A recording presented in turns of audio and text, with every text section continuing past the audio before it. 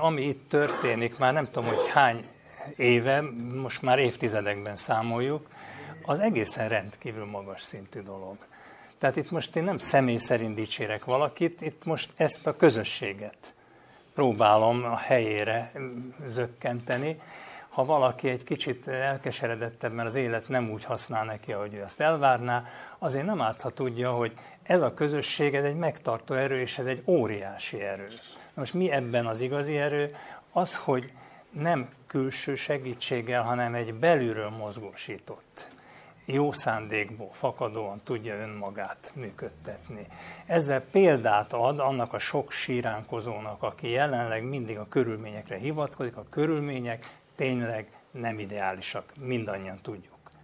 De ezen nem síránkozni kell, hanem megtalálni azt a lehetőséget, ahol mi egymást segítve a legsanyarúbb körülmények között is életben tudunk maradni, és azt a műveltséget, ami a szó szoros értelemben páratlan a világon, azt éltetni tudjuk tovább.